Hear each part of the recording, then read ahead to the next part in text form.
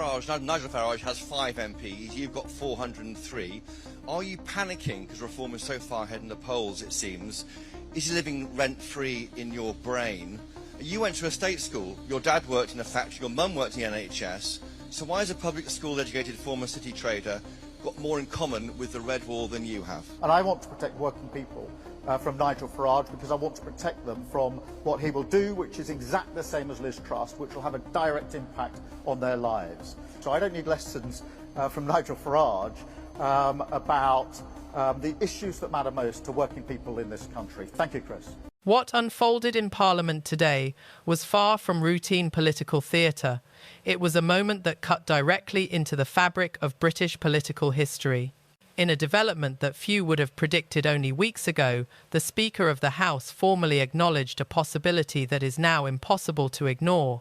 Nigel Farage appears to be positioning himself as a frontrunner for the role of Prime Minister. The admission sent an immediate jolt through Westminster. It wasn't merely a throwaway remark, it reshaped the political landscape in real time, and crucially, it didn't arise in isolation. It followed what many are already describing as one of the most forceful and consequential speeches delivered in the Commons in recent memory. Can you trust him? Can you trust him with your future? Can you trust him with your jobs? Can you trust him with your mortgages, your pensions, your bills? And he gave the answer on Tuesday, a resounding no. He set out economic plans that contained billions upon billions of completely unfunded spending. Precisely the sort of irresponsible splurge that sent your mortgage costs, your bills, and the cost of living through the roof. It's Liz Truss all over. At the centre of today's turmoil was Nigel Farage. No longer treated as a peripheral provocateur, he entered the chamber with the composure of someone pursuing a clear objective. His delivery was measured, but his message was uncompromising. Farage didn't simply challenge the political establishment, he dismantled it piece by piece. Both Labour and the Conservatives came under his scrutiny, not through theatrics, but through calculated criticism delivered with meticulous timing. The effect was swift. Keir Starmer, once promoted as a unifying leader with a commanding mandate, appeared to falter under the pressure. The tone inside the Commons shifted. The political balance began to tilt, and at the centre of that shift stood Farage. Obviously, he's Prime Minister. He's got a lot on, but he cleared his diary, set up an entire event purely to get some of the media there, though that proved quite tricky because of trains and all the rest of it. But, dragged them there and then proceeded to criticise Nigel Farage. And so, it's sort of a risky strategy in some ways, isn't it? Because it elevates Nigel Farage. He actually said the choice is between Labour and Reform, basically writing off the Conservatives and saying they're finished. It's now going to be between me and him. So I suppose the risk is that it gives Nigel Farage more credibility. I think what Labour is hoping for is that it means more scrutiny for Reform UK's policies. The day began with an almost routine stillness. MPs took their seats, conversations drifted across the benches, and Parliament settled into its usual rhythm. But the atmosphere shifted the moment Nigel Farage entered the chamber. It wasn't loud, but it was unmistakable, the sense that a political figure long viewed as an outsider had arrived with a new, undeniable purpose. For years, Farage operated at the edges of Westminster, a provocateur, a disruptor, a persistent challenge to Brussels and to the establishment at home. But today, that familiar dynamic changed. He didn't step into Parliament as a protest figure. He entered as a serious contender, composed, assured, and visibly prepared. Then came the speech. What followed was not theatrics, nor the kind of headline-grabbing outburst long associated with him. Instead, it was a calculated and disciplined dismantling of the political order. Farage took apart the Labour leadership with almost clinical precision. And without pausing, he turned his fire onto the Conservative front bench, reducing their arguments to little more than hollow slogans. Every line was deliberate. Every silence was measured. there was no flattery, no softening of the message, just a sustained, unambiguous assault delivered with complete clarity and intent. His policy platform, what he was saying signals what they might do if they were to ever form a government. And in it, he announced some things like lifting the cap on benefits for children. So at the moment, there's a limit. So some means-tested benefits were only applied to 2 children. He said he'd scrap that. He'd reverse the winter fuel payment in full. He reiterated the party's position on income tax, which is that you wouldn't start paying it till you earn £20,000. When you add all of that up, it runs into the billions. And Nigel Farage pointed to some things that he said he would do to try and claw back some of that money to pay for it, like getting rid of diversity schemes, ending hotel accommodation for asylum seekers, getting rid of Quango's wasteful spending, net zero. Without spelling out a lot of the detail, it has to be said about how exactly you do any of that or how much it would roll up to.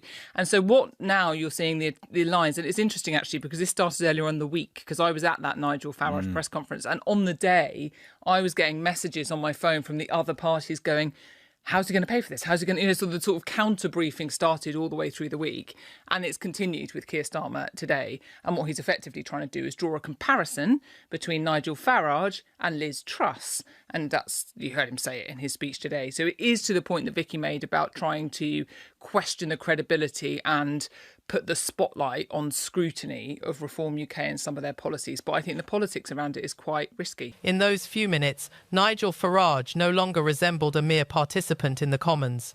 He became the defining presence in British politics, and everyone in the chamber recognised it. He wasted no time delivering his opening blow, aimed squarely at Keir Starmer.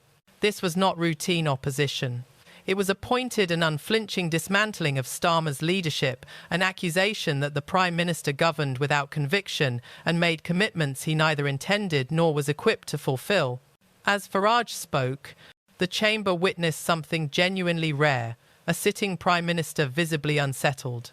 Starmer, whose ascent had been built on promises of stability and competence, appeared momentarily adrift.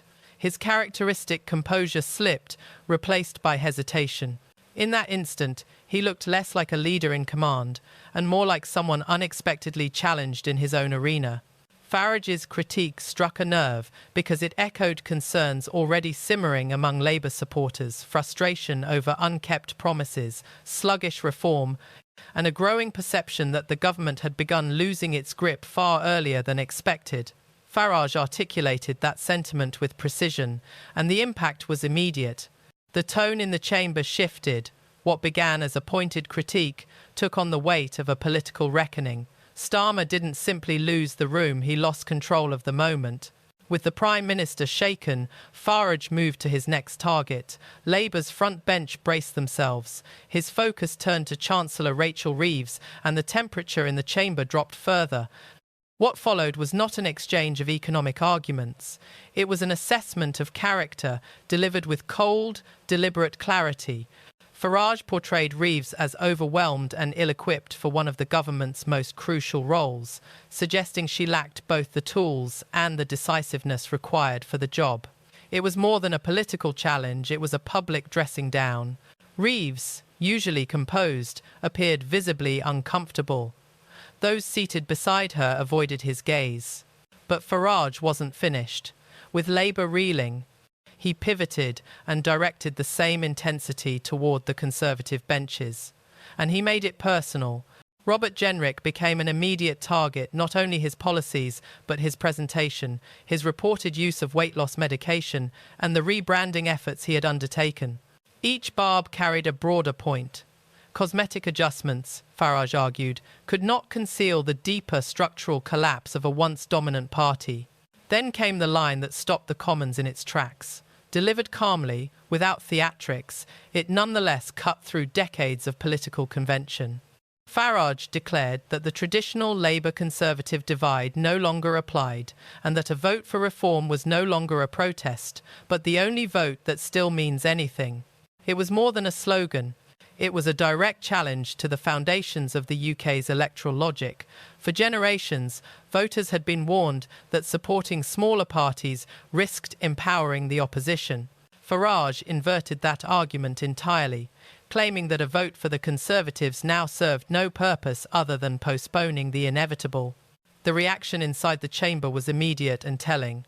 The usual jeers evaporated, replaced by a tense, reflective silence. MPs on all sides seemed aware that something significant, perhaps irreversible, had just been articulated. This was no longer a fringe figure delivering provocative sound bites. It was a political operator confronting the assumptions that had underpinned British politics for decades, and doing so to an audience unable to dismiss him. When the speech concluded, the shockwaves had only begun. As murmurs rippled across the benches, every eye turned to the Speaker. Normally a figure of rules and restraint, he broke from expectation. Rising to his feet, he acknowledged plainly and publicly that Nigel Farage now appeared to be on a credible path toward becoming Prime Minister. No vote had been cast. No procedure had been triggered. Yet the chamber froze. The Speaker's words carried no constitutional force, but the institutional weight behind them was unmistakable. In that moment, what had seemed an abstract possibility acquired the tone of political reality. Journalists in the gallery scrambled for their phones. MPs exchanged hushed, disbelieving whispers. Constitutional experts were drafting statements before the Speaker even sat down. Farage didn't need to respond. He remained standing, composed, eyes forward, fully aware of the magnitude of the moment. For the first time in his long and contentious political career, he was no longer the outsider demanding recognition. He was now the focal point of a political establishment that could no longer ignore him. And as the chamber grappled with the Speaker's extraordinary acknowledgement, attention shifted back to Keir Starmer, who, according to those present, exhibited not just defeat, but collapse.